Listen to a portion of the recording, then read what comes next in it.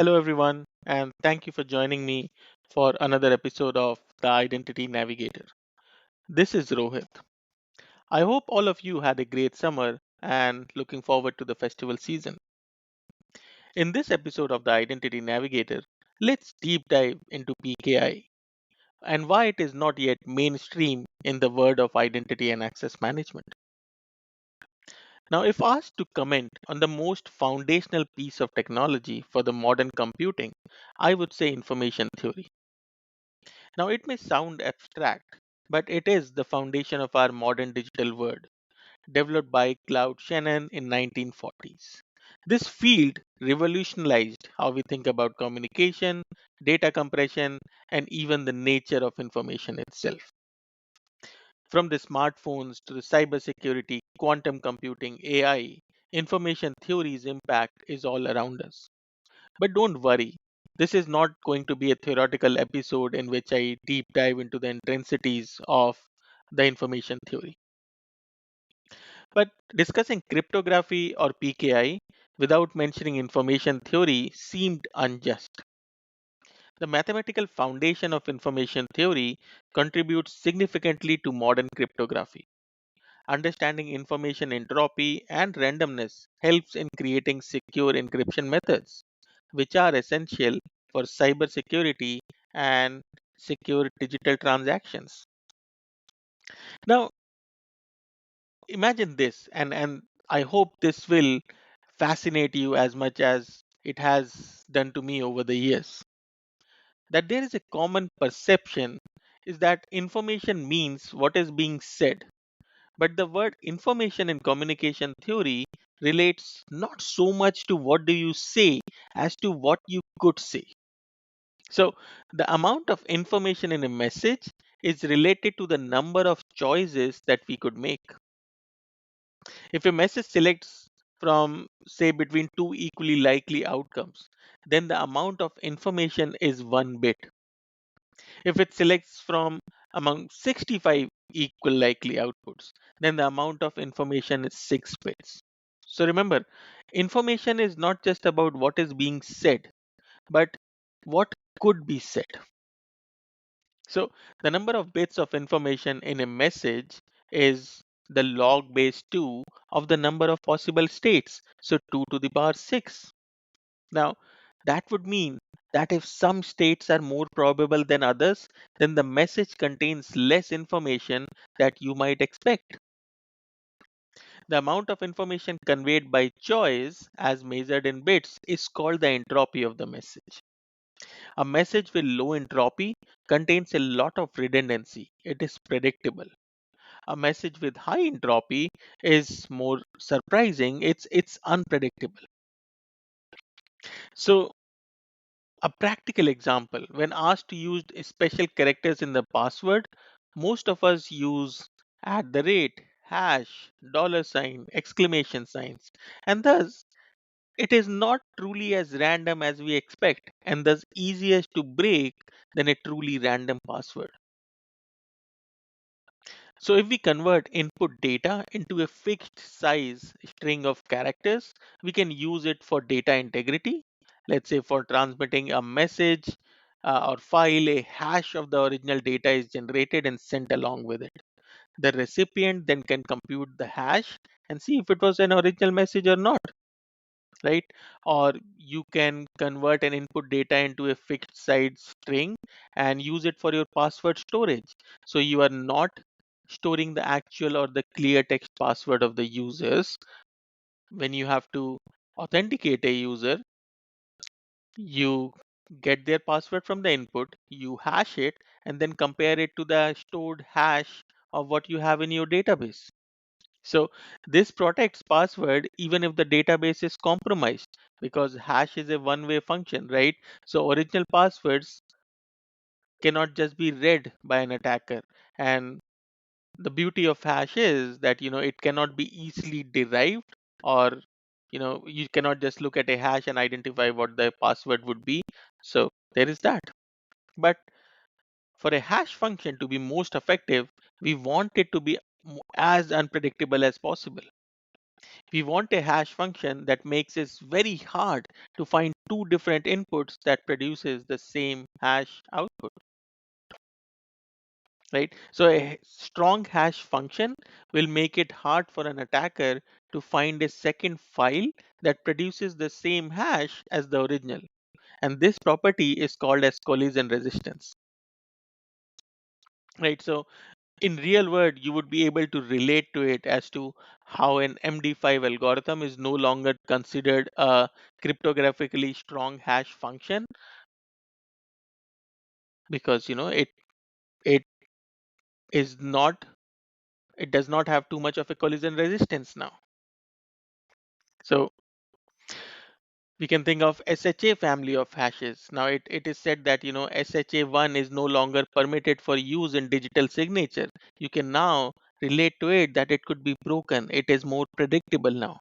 So collisions have not yet been detected by SHA2, and that is why it is considered cryptographically secure, right? And that is why the reason you would not see wide adoption of SHA3 because nobody has really broken SHA2 so far, right? So hash is like a one-way function.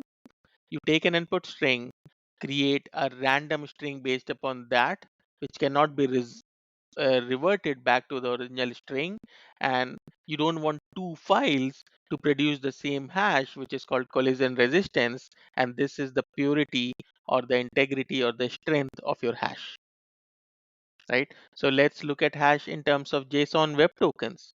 Hash functions can be used to detect tampering or forgery of security claims. Now we all know what JSON web tokens or JOTs, which is written as JWTs, are. These are a bundle of claims issued to a user when they log in into a website. A claim is some piece of information that the issuer can vouch for, right? So we have always made tokens more complicated than it has to be. When teaching, tokens are nothing, but they are just files or they are just a small pieces of information, right? Now it can contain claims like, hey, your name is Rohit and your email address is this and the level of access is this, right? So you can have multiple claims. And when written in a particular format, it can be considered as JSON web token, right? You remember JSON is a type of uh, data, and then you also have terms of the structure of it. It contains three parts to it, and that is why it is called a JSON web token, right? So a jot is just a string of base 64 encoded blocks, and it contains three claims. The three parts of a jot are: it has the header, it has the payload, and it has the signature, right? The header and payload are the JSON objects. That is why the name is JSON web tokens. And the signature is where the secure hash function comes in. The issuer can actually hash this signature, right? It is a base 64 encoded header and payload and produces a hash based message authentication code, which is called as HMAC. Now you can also in some cases hash twice. So the practice of hashing twice protects against length extension attacks because the hash of a short message would not be the prefix of the hash of an extended message, right? So in this case, the thing is everybody can read the claims, but only the issuer can confirm that the token has not been tampered with, right? Because since the signature was produced using a secret that only the issuer knows, it can only be validated by that issuer. Let's think of hashing in terms of password protection. And hash algorithms are used extensively to protect passwords. This is the first line of defense, hashing the password. Hashing prevents the attacker from immediately seeing everybody's password. Now, you can have attacks around it. Some of them are called, an offline dictionary attack, commonly called as rainbow table. But to thwart a rainbow table attack, you should store salted hash password, right? So Salt is a term for a random piece of information that is mixed in before computing the hash, right? Salt would need to be stored in the clear, but will not help the attacker because any pre-computed rainbow table will have to have been generated using a single salt value, right? So let's say your users are using a password something like Facebook at the rate 123, right? Now, this is or this could be a common password, and based upon SHA2 algorithm, an attacker can find the hash of it, right? And then when it looks at the hash that they have found and the hash that they hacked from your database or found from your database, they could correlate that two hashes are equal. So that means the user password would be Facebook at the rate 123, right? And to eliminate that, before hashing, what you can do is, let's say you work for a company called as Acme, right? You could have Acme 0204 as a salt that is associated. So now you are hashing not Facebook at the rate 123, but Acme 0204 plus Facebook at the rate 123, right? And the user doesn't always know the value of the salt. So even if you are storing it in the clear, it will not help the attacker because their rainbow table would be very different from the rainbow table created, right? And even if you want, you can, rather than just running the hash function once, you can run it several times. Hash the output of the previous hash iteratively in a large number of rounds, and numbers like 10,000s are not uncommon and are probably on the smaller side.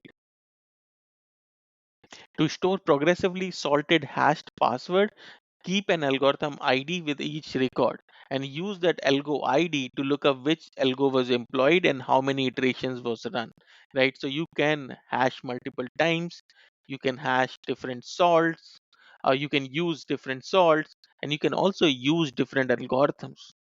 And you imagine how difficult it would be to track the same path to come to the same hash if an attacker even has your hash value. Now, hashes cannot be reversed. But what if we need to preserve information so that the original message can be recovered? Right? So we just want to ensure that only people who should read the message are able to do so. That way, we will share a secret key, and this key would be used to encrypt the message and to decrypt the message, right? So let's say me and my friend uh, create a key like, we will use C's instead of A's and D's instead of B's and E's instead of C's. So you're not jumping two letters in the English alphabet. And let's say I have to tell him to come over, I would use C. C would become an E, right? And then things like this. And this would be the message. So the key is jump by two alphabets in the English language, right?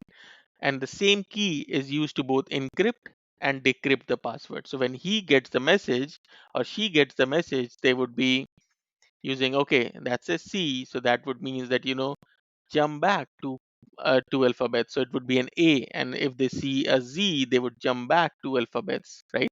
So this kind of operation where the same key is used to both encrypt and decrypt the message is called symmetric encryption.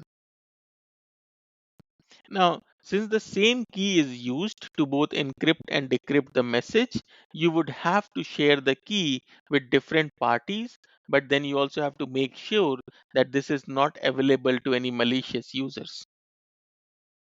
And this is what brings us to asymmetric encryption, right? So far we discussed about, we have to mask the data in some way, right? We spoke about password storage and we spoke about data integrity, and we identified one way of masking as hashing. But hashing is not reversible. You cannot get your original message back from hashing. But we did look into a couple of real world use cases in which hashing could be used, and how can we make our hashes stronger and stronger, right? And then we moved over to encryption, in which we wanted to look at the original piece of information, and we just wanted to transfer it in a way that nobody in the middle would be able to read that message of ours. And we looked at symmetric encryption. But the problem was that we had to share the key with everybody who had to read that. And that is why we came over to now asymmetric encryption, where one key is used to encrypt and the other key is used to decrypt, right? So asymmetric is not all rosy, right? It's not like, hey, to solve the problem of symmetric encryption, we will be using asymmetric encryption. That's not as easy it is, because let's look at some of the distinctions between these two types. Obviously, with symmetric, we are using the same key, and with asymmetric, we are using one key to encrypt and another to decrypt, right? And symmetric, you should be sharing this secret key and your message over a different channel, right? So that if somebody has access to that channel, they wouldn't get both your message and your key in the same transaction. But in asymmetric, you can have the shared secret, and this could be established over an open communication channel itself. Now, this is where the real difference comes in.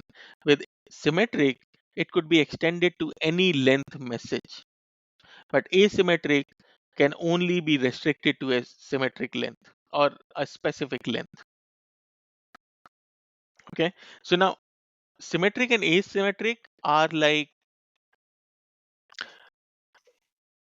completing each other, because symmetric is used to exchange the message in real world and asymmetric is used to exchange the symmetric keys, right? Now, how does this encryption works?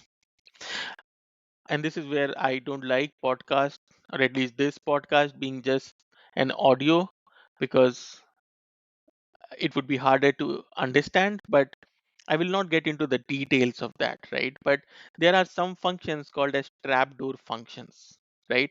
So if c is equal to a to the power b, right, which is an exponential function, the log function is the inverse function of it. That means if exponent was c is equal to a to the power b, that means log was b is equal to log a to the power c, right? Now, this is a trapdoor function, and key to be, this is an inverse function rather, right? The key to make a good asymmetric algorithm is to find a trapdoor function. Now, what's the difference between a trapdoor and an inverse? A trapdoor function is one that's easy to go through in one direction, but really hard to go through in another direction. So you see, trapdoor functions are essentially just inverse functions. It's just that the inverse is really, really hard to find. So the inverse of exponential is a logarithmic function. We know that, right? But even though they are inverse function, they are not trapdoor functions because I can easily calculate those. And to turn the trapdoor functions into an inverse function, we utilize a mathematical concept of modulus, right? And this problem, by the way, is called a discrete logarithmic problems. And this is what my favorite part about encryption is. And while I was learning, this is the example that my professor gave me. So let's say Alice and Bob wants to share a secret number, but they can only communicate by shouting across a playground while others might overhear, and use this concept of discrete log methods and make it happen.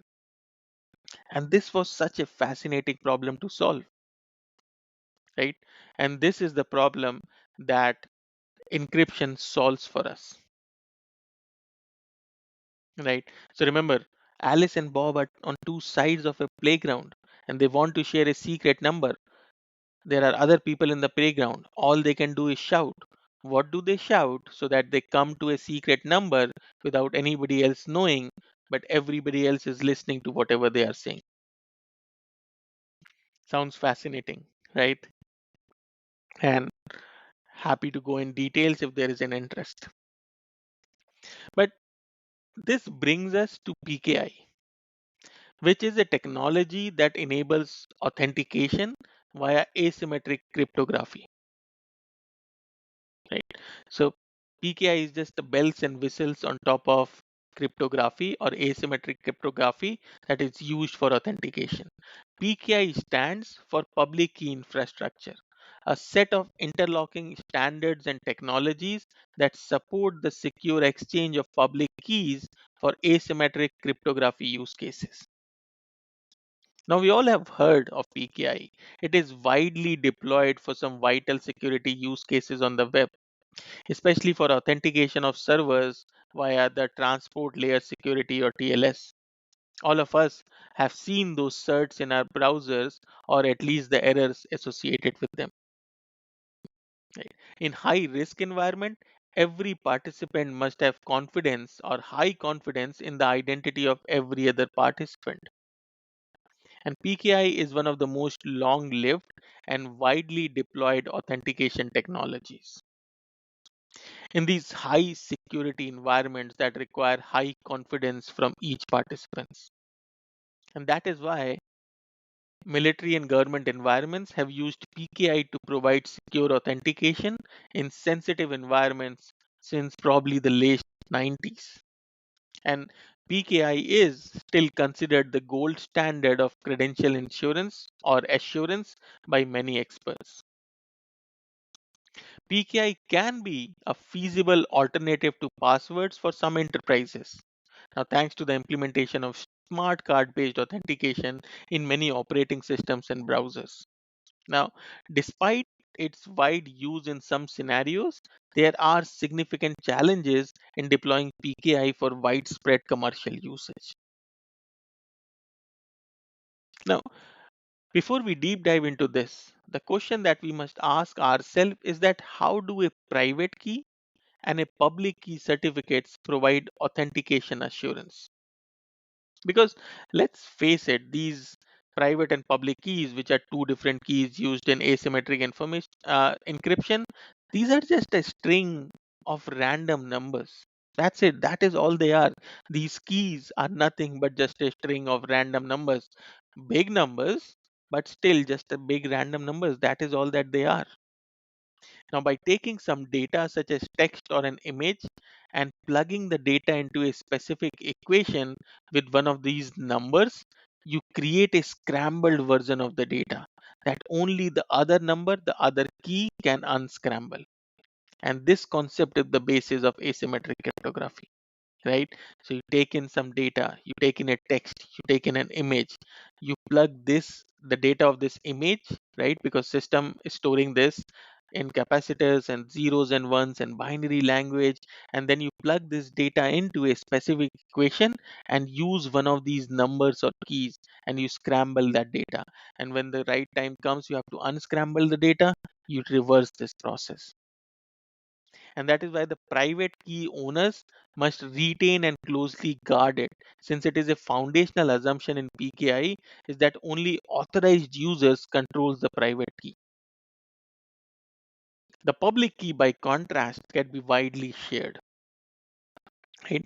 So a sender can scramble a message using a public key to send a message only the private key's owners can read. Right?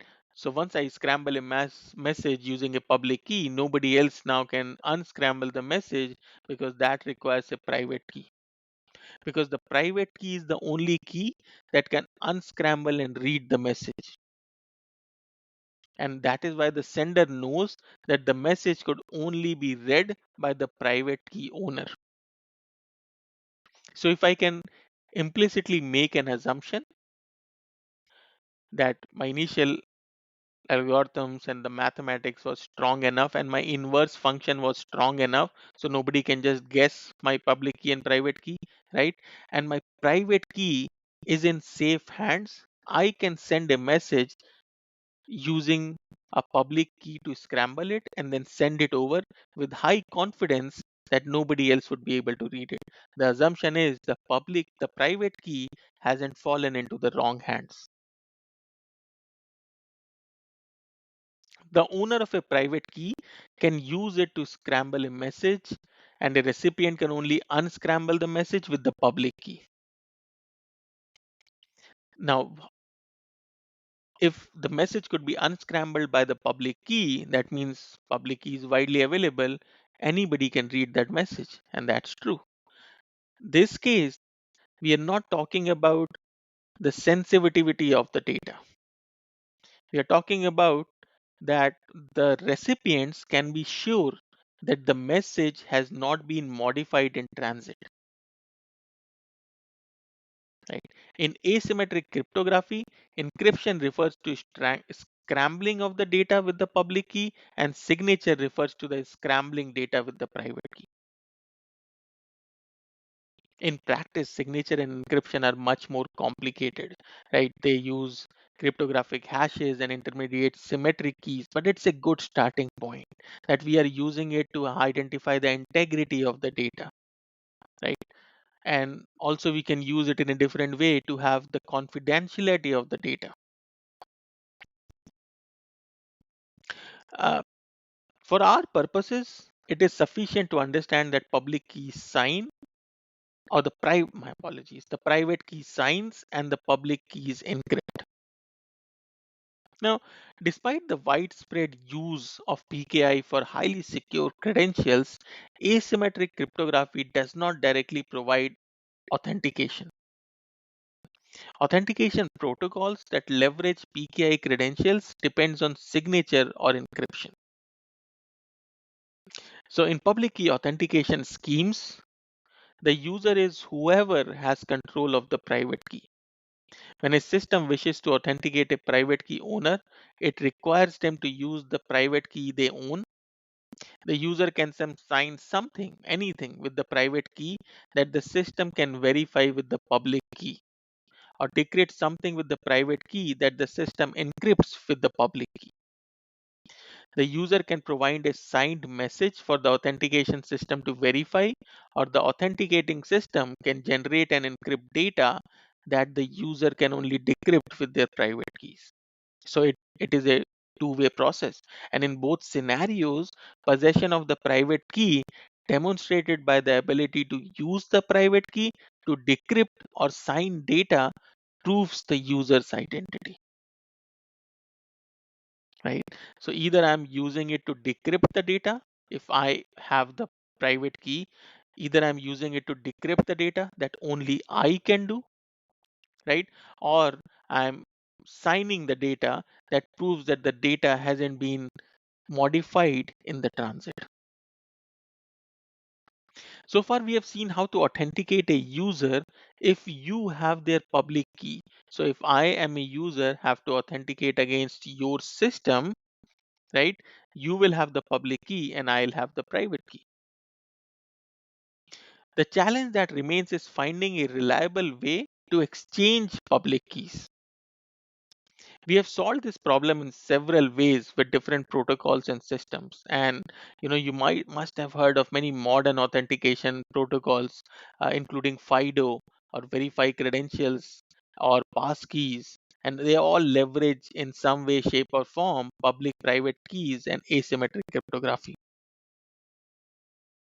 In the context of the complex modern business processes where you are unlikely ever to meet the majority of the people you interact with, user cannot simply exchange keys directly, although employees of the AWS probably can from January 1st 2025, because after all, in the absence of some ways to verify the identity of the individuals providing you with a public key, you have no way to distinguish between your intended counterparty and an imposter. Right? So PKI solves this issue by relying on the concept of a trusted third party. Have you heard of certificate stores or certificate providers, and those are trusted third parties. In certificate authorities is what we call them. In a PKI, a central trusted authority vouches for identities according to a documented process. The centralized authority introduces scalable trust by allowing users to verify the identity of a previously unknown users or a system. In a simple example, an bouncer at a nightclub would let you in if you show them your government ID. They don't know you, but they believe the government that has issued you their ID. right? And that is how it is working. And these government or trusted figures, in the word of PKI, becomes the certificate authorities, or what we commonly call as trusted third parties. So in PKI, public key certificates are the artifacts that connect a public key and an identifier. A public key certificate contains several critical pieces of information, right? So what does a PKI contains, or the certificate contains, right? Let's deep dive into this. The first of all, it contains the public key, right? This is a no-brainer. That random string of characters that had to be sent over, this is one piece of the certificate. The second piece of the certificate is one or more identifiers associated with the user. So it could be your name, it could be your email, it could be anything, right? And then the information about the trusted third party that vouches for the association between the key and the identifier, the first two fields, right? So public key certificate basically takes that public key and creates a good enough package out of it so it is consumable on its own, right? It makes it whole.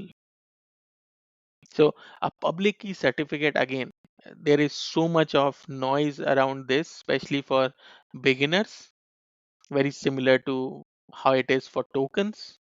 But a public key certificate is nothing but just a file that contains the user's public key, their identifiers, and important metadata about the certificate itself. It's just a file that contains some things, right? And this file is digitally signed using the private key of a trusted third party. And this trusted third party we already spoke about is called a certificate authority, right? So now let's discuss about how are PKI certificates like other credentials and how are they different. So users can authenticate themselves with a private key and corresponding PKI certificate, right? The trustworthiness of the credential depends on the identity proofing and the issuance process as much as it depends on the cryptographic math. As with other credentials, the identity assurance level for authenticated users is low if the proofing or issuance processes are insecure or the user does not protect the private key. Like other credentials, a private key and a certificate are a single authentication factor that enterprises can supplement with additional factors. Typically, we consider a key and a certificate is as something you have and often supplement it with a PIN, password, or a biometric, something you know or something you are. But PKI credentials have many unique properties not shared by most other authentication credentials. The one that I like the most is a public key certificate file contains all the information necessary to authenticate the subject. It is self-reliant, self-dependent. For most other credentials type, each authentication challenge requires the involvement of a credential issuer. When a user enters a password, the authenticating system must check it against the directory or a database where the user created their account. By contrast, PKI authentication can occur without directly interacting with the issuing certificate authority, right? So if I'm providing you my username and password, which is stored in a centralized Active Directory, the authenticating system, your application, is now binding it to Active Directory and checking if the password that I provided is the same password that is stored in the Active Directory, and you have to hash the password and all those good things before that, right? But PKI doesn't need this interaction with the third party. PKI doesn't need a direct interaction with the certificate authority. The user generally activates the private key with a secret such as PIN or a password, but a secret is entered directly into the software or device containing the private key. The user does not provide it to the certificate authority. Now, another good thing about them is, or bad thing, depends on how you look at it, is they are long life credentials. So certificates may be valid for a much longer term than is typical for other credentials type.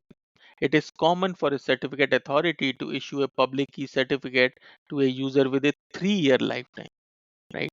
The extended lifetime is acceptable because the private key credential is not user selected and is too long to be easily memorized or copied by humans. And key protection affects the overall security of the PKI credential, right? It's a no-brainer.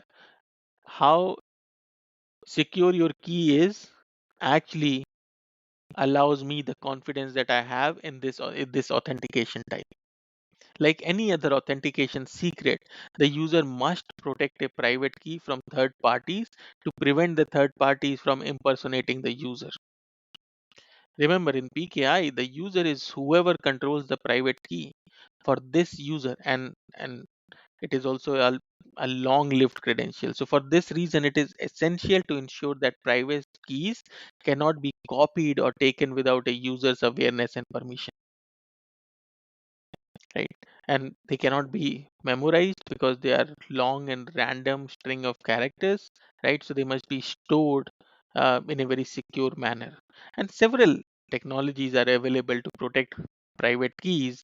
You must have heard of things like hardware security modules or HSMs, or personal tokens such as UB key or security key. So the security property of PKI credentials means that they can provide a higher level of identity assurance than other kind of credentials. And governments reserve the highest level of assurance defined by government for PKI certificates stored on smart cards. But the security comes at a price in terms of direct costs and additional complexities. And PKI credentials are not called gold standards for nothing because they can support additional use cases beyond just interactive authentication. They are suitable for transactions that are not immediate and interactive. For example, is digital signature, when the recipient of a signed message must know the signer's identity, but the signer may not know who will verify the signature. Right? So there are multiple use cases like this in which PKI credentials support other use cases outside of just interactive authentication. So PKI can enable capabilities that cannot be supported by credentials that only provide authentication. But it's all not hunky dory and rosy. There are some problems that are limiting PKI adoption because PKI has been around for quite a while, and we're talking about probably mid 70s when it started taking roots, and in mid 90s it really hit the stride when SSL or secure socket layer came into the scene. SSL basically made PKI the go-to for secure online communication. So you might think that with all this history and widespread use, PKI would be everywhere, right? But not exactly. It's kind of like that talented actor who is always in supporting role but never quite lands the lead. I'm trying to think of one such actor and nobody comes to mind. So if you are listening and if you would like to let me know of one such actor, I would really appreciate it. Right. So question or the quiz. We are looking for an actor who is super talented, always in supporting roles, but never quite lands the lead. But let me come back to the stuff I know about identity and access management. But PKI has found its niche in certain areas, but it hasn't really broken through for authenticating individual users. Whether we are talking about businesses dealing with consumers or employees, PKI just hasn't become the star of the show. So why hasn't PKI taken off these broader uses? Well, it's not for lack of trying. The technology has definitely improved over the years, and vendors have been pushing it. But there are a bunch of reasons why it hasn't quite caught on across the board. It's a bit like electric cars. The technology is there, it's getting better all the time, but widespread adoption takes more than just good tech. There are infrastructure challenges, habit changes, and other factors at play. So while PKI is seasoned pro in certain areas, it's like waiting for its big break in others. The potential is there, but only time will tell if it becomes the authentication superstar some have been predicting for years. One of the biggest challenges is key management at scale. For PKI to be enterprise ready, the private key must be controlled exclusively by the authentication subject because I hate repeating myself, or maybe not, uh, but in this case, the user is whoever controls the private key. The authentication subject can generate the key themselves, which poses scalability challenge, or the CA must generate the private key on subject's behalf and then pass it to subject using a secure transfer mechanism. So it has got complexity about storage and management, not just the underlying technology. It's the things around it that needs to be good enough for it to be used in the way that it could be used. Now, many PKI implementations also require end users to manage much of that complexity. So, uh, many times when you are trying to connect to a server, you would be asked to create a passphrase or a public key or a private key, right? And you do all those things because, hey, many of you are pretty technical or excellent at following directions, right? But we cannot expect every user to be able to do it. So a user should either be technical enough to generate their own key or must initiate the key generation and request process, right? And once a user generates a private key and the CA issues a certificate, the user must configure all of their tools like their operating system, their web browser, mail client to use this private key generated by the user and manage the list of trusted certificate users or issuers.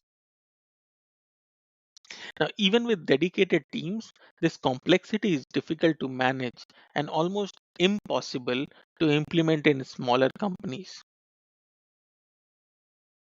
right? So, for big engineering companies, maybe they can do it. They are big, they are technical, they can solve the problem at scale. But for a smaller companies to manage this level of complexity, you would start thinking about return on investment. And there are also integration challenges with many platform vendors claiming to automate the process, right? So vendors would absolutely tell you that we are ready and we are here and this is happening now. But you would have to vet it out. Is your company ready for that is happening now? Right? So you might be living in a big city with a lot of electric car charging points and you would be ready for an EV. If probably you are living in a remote place where not too many chargers are available, maybe EV is not right for you. It's not EV's fault. It's about, hey, other things that are outside of their control sometimes. Now, from the application side, enabling applications to consume PKI credentials is even more challenging in some ways because we are now asking applications to create a mechanism to authenticate users based upon PKIs, right? So let's see what they would have to do. They would have to maintain a list of trusted certificate issuers, right? Hey, I trust this person. I trust the DMV who issued the driver's license, or I trust the government who issued the passport and things like this. So they would have to maintain a list of trusted certificate issuers. Applications must be able to validate certificates and also identify revoked certs, right? This becomes pretty complex when you start solving our federated use cases, right? So I told you like the certificates could be really long lived, and that is why you sometimes have or all the time have to maintain a certificate revocation list, a list that contains all the revoked certificates, right? Which did not reach their end date but had to be revoked because of whatever reasons. Okay, because Bob in accounting decided to download a game, or okay. Um, So every time the application has to check against the list of those revoked certificates. And now bring in the federation use cases and the mergers and acquisitions use cases into this checking becomes really, really complex. And a local user profile must be created in the application based upon the identifier presented in the certificates, right? So that's another local user profile creation challenge that application has to solve, because there is no concept of provisioning or deprovisioning built into PKI by default. So that compounds the issue. It's a complex integration between certificate authority and the IDM technology stack, and sometimes too many custom integrations needs to be developed, which defeats the purpose. We've already spoken about, complexities about PKIs, but there are other complexities like life cycle management of PKI certificates compared to other credentials, right? If you're contrasting as to should you be using PKI in more mainstream forms in your organization for authentication purposes, you would have to think about life cycle management of your certificates. The math behind modern cryptography is pretty mind blowing. We are talking about keys that would take classic computers hundreds of trillions of years to crack. But security isn't just about the math, it's about the whole system, and that includes us unpredictable humans. So, CAs issue certificates with different lifespans. Public SSL certs might be good for 90 days, while certificates for individual could last years. CA certificates themselves can hang around for up to 2 decades. That's a lot longer than your typical password, but it makes sense because the private key isn't directly used for authentication. Of course, with great powers come great responsibilities. CA needs to keep their private key super secure, usually in something called as HSM or hardware security module. And managing all these certificates with different expiration dates can be a real headache for business. Now, what happens if a certificate needs to be invalidated before it expires? We spoke about that revocation list, right? Think of it as a blacklist for certificates. Every certificate actually contains a link to where you can find this list. So the key takeaway here is that it is crucial for applications to properly validate certificates and check their revocation statuses. After all, these certificates are passing between parties without the original issuer being involved. So we need to make sure everything is on the up and up. Now, for enterprise use cases, you'll probably think about identity governance and administration tools like a SailPoint or a Savient or an Omada or a OIM. You might need to expand your toolkit a bit to handle PKI credentials properly through these use cases. Because your typical IGA tools are great for managing accounts and privileges, but they might not be keeping tabs on the PKI credentials tied to those accounts. So even if you are deactivated or deleted an account, the PKI certificate and the private key associated with it can still be valid. So unless you are specifically revoked that certificate or it is expired, external applications might still accept it as legit. It is like having an old employee badge that still works even after someone's left the company. And it's not for the lack of trying. Many certificate authorities have built-in management features, right? Uh, this is called certificate management systems or CMS, and they really come in handy. Think of them as a central dashboard for keeping track of all of your certificates, even if they are from different vendors. Some can even automate renewals or give you a heads up when it is time to renew. So the technology, even to manage it, is there. It's it about, can you manage it at scale, right? We spoke about ITDR in the same vein. I can tell you that out of 10,000 users in your organization who has got access to AWS in some way, shape, form, or another, they have got violations of least privilege access. Some of got have indirect access. Some of them have access that they have not used. And there are so many ITDR tools today that does a great job of explaining this and also resolving it. But resolving is a manual effort, and that is where, if you pilot it, it's great, everything is in control. But what if you are suddenly given 30,000 issues to resolve? That becomes a very different ball game, right? So the challenge is of scale and not of technology here. For machine identity management, though, PKI is the cool kid on the block, all thanks to TLS. TLS is like the secret tunnel system of the internet, helping machines talk to each other safely behind the scenes.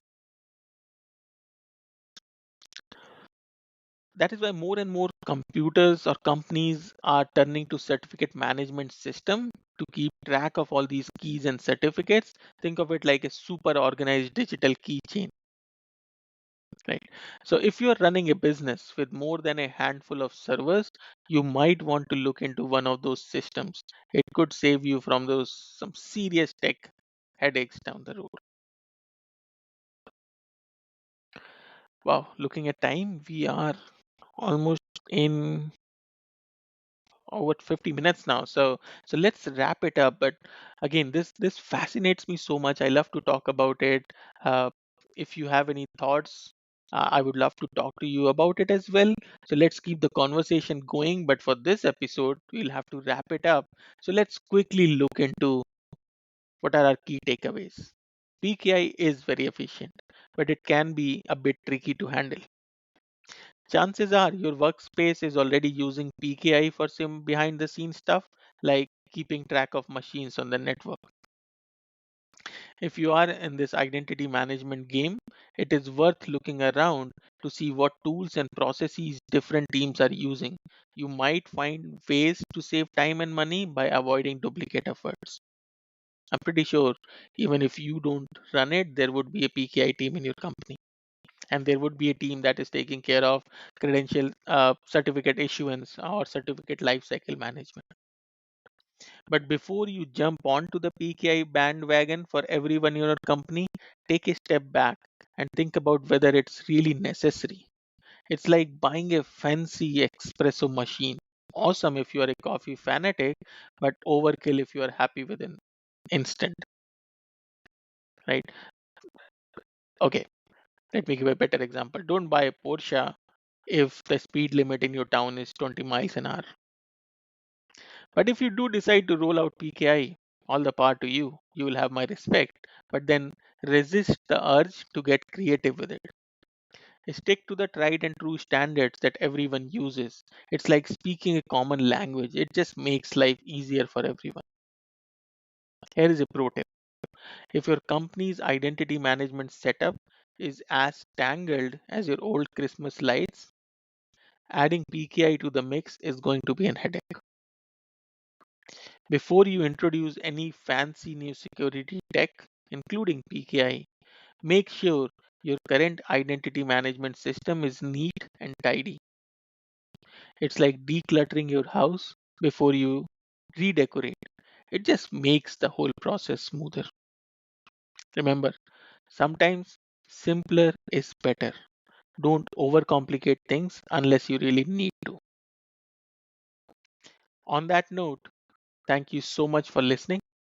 My name is Rohit, your identity navigator. You can always reach out to me via LinkedIn. I'll put out the link to my LinkedIn in the show notes. Or you can always email me at theidentitynavigator@gmail.com. I'm looking forward to hearing your feedback about this episode and what really fascinates you about the world of information theory, PKIs, and your take on why isn't it a superstar that it deserves to be. Thank you so much. Until next time, this is Rohit.